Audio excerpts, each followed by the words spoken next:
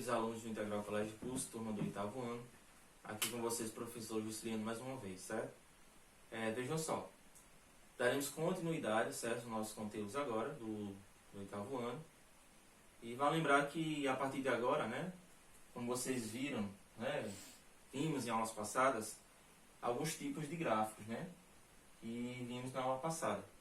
Mas vejam só, os conteúdos dessa nossa unidade são bastante simples, né? Não tem muito o que está martelando, né, propriamente dito.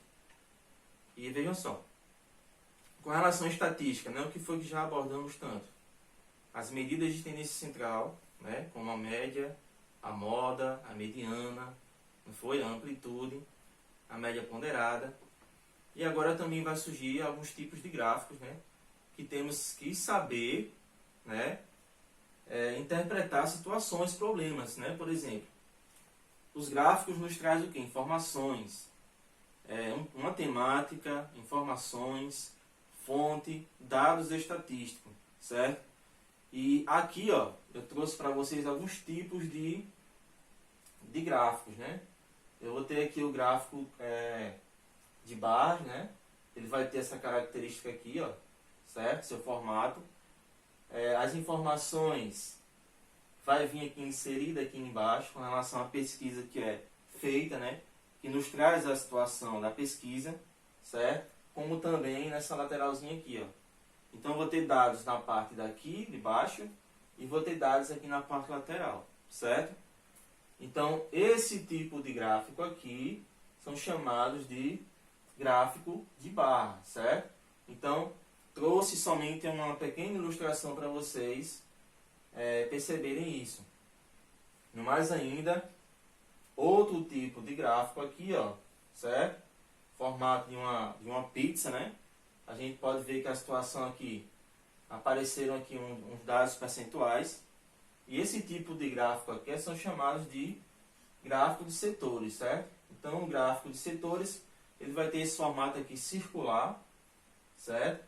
E dentro dessa perspectiva aqui, vai nos trazer dados percentual, certo?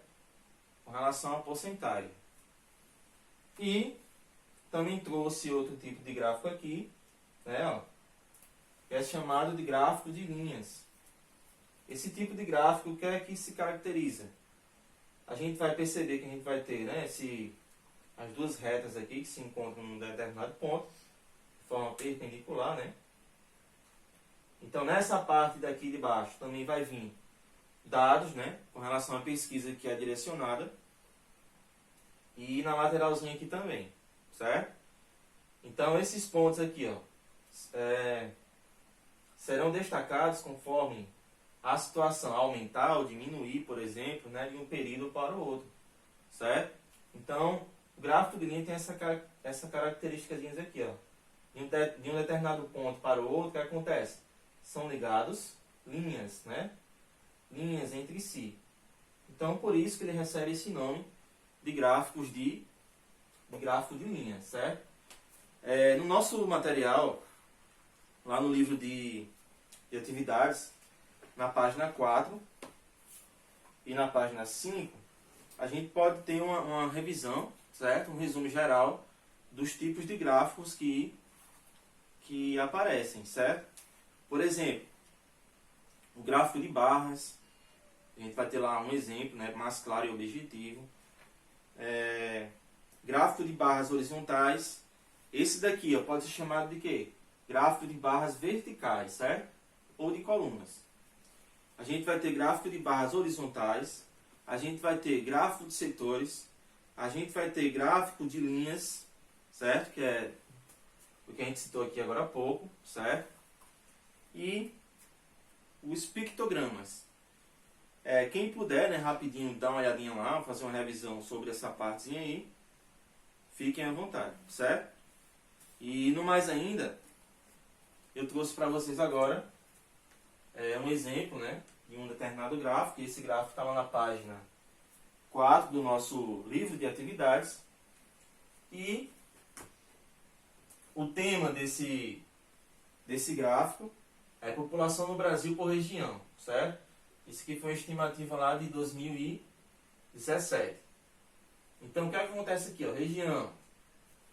Nosso Brasil tem quantas regiões? 5 regiões, né? Então, aqui estão divididas, né? Em dados percentuais com relação à população no Brasil nessa estimativa de 2017. Certo? O que é que a gente pode analisar aqui? Ó?